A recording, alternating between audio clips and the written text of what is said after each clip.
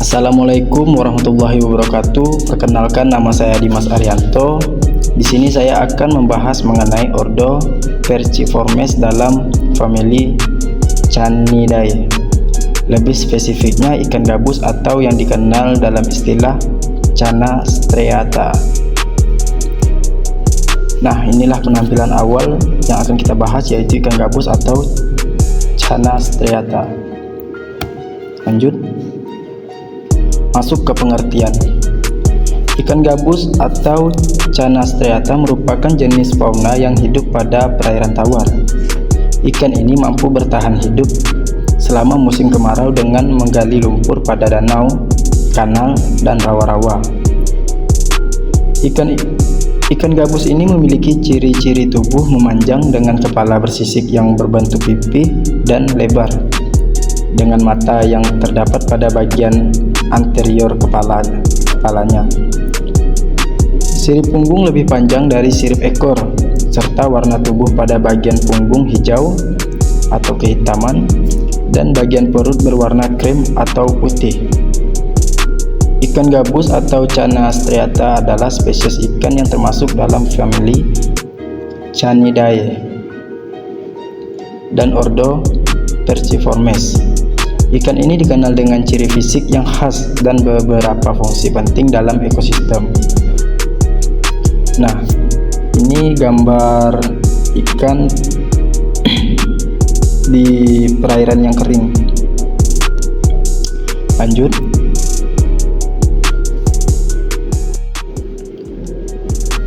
Nah, masuk lagi ke klasifikasi ikan gabus. Di sini ada kingdom Animalia, filum Chordata, subfilum Vertebrata, subkelas Pisces, kelas Actinopterygii.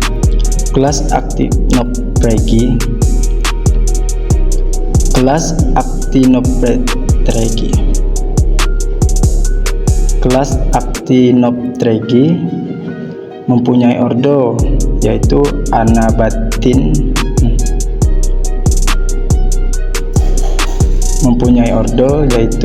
Anabatintiformes, atau disebut juga dengan ikan berlabirin, merupakan ordo ikan air tawar yang terdiri dari 2 subordo dan 5 famili ikan. Seperti yang ada di bawah ini, ada 1, 2, 3, 4, 5 famili. Nah, selanjutnya masuk ke habitat dan kebiasaan hidup ikan gabus. Seperti pada gambar berikut.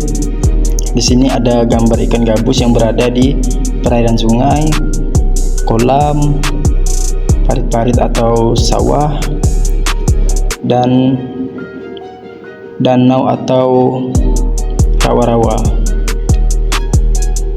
Ikan gabus merupakan labirin yang mampu bertahan di luar air karena mempunyai alat bernapas tambahan yang berupa lipatan kulit tipis yang berliku seperti labirin, seperti yang disebutkan oleh Soeseno pada tahun 1988.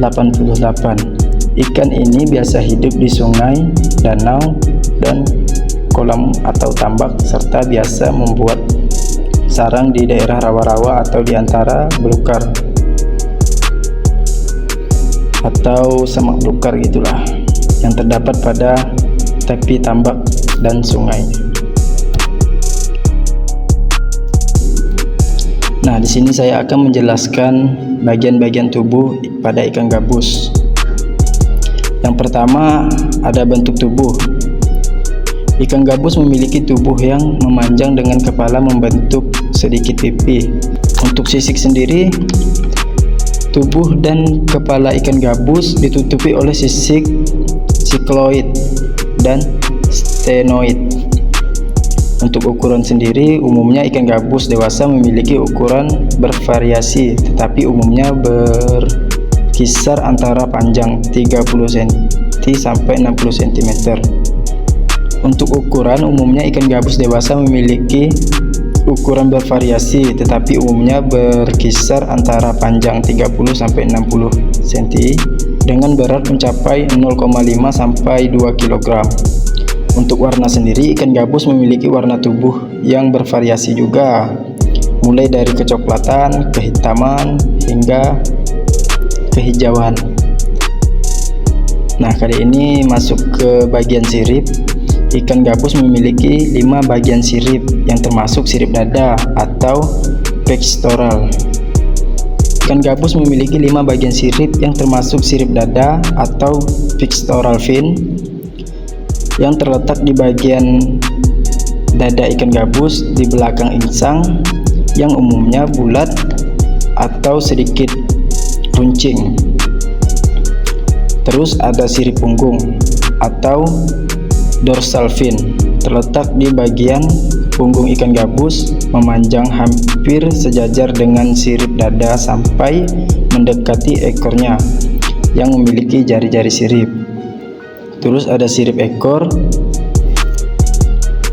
atau caudal fin terletak di bagian belakang ikan gabus, tepat di ujung ekor. Bentuk ekor ikan gabus umumnya berbentuk bulat atau sedikit cembung. Terus ada sirip anal fin terletak di bagian perut ikan gabus, di bawah sirip ekor, di belakang sirip perut yang memanjang yang berjari-jari. Lalu sirip perut pelvic fin yang terletak di bagian perut ikan gabus, di bawah sirip dada yang umumnya berbentuk bulat atau sedikit runcing. Nah, masuk ke bagian mulut. Bentuk mulut pada ikan gabus termasuk superior. Mulut pada ikan gabus dewasa umumnya sedikit lebar dari kepalanya dengan gigi-gigi tajam yang digunakan untuk memangsa. Lalu masuk ke mata. Mata ikan gabus terletak di bagian kepala seperti yang kita lihat di atas rahang mulutnya.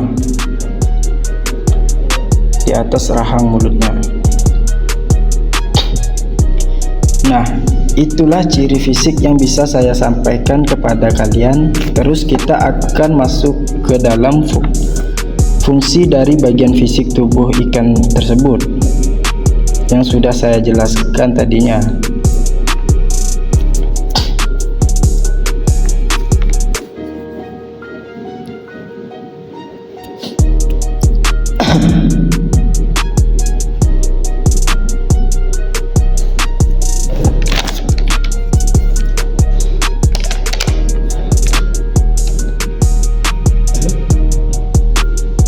Fungsi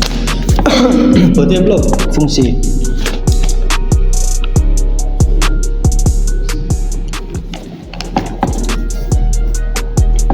Nah, masuk ke fungsi tubuh.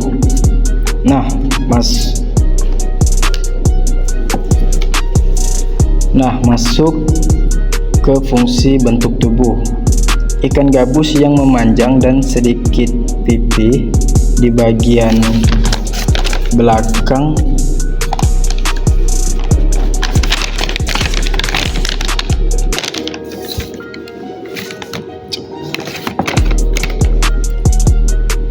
masuk ke bagian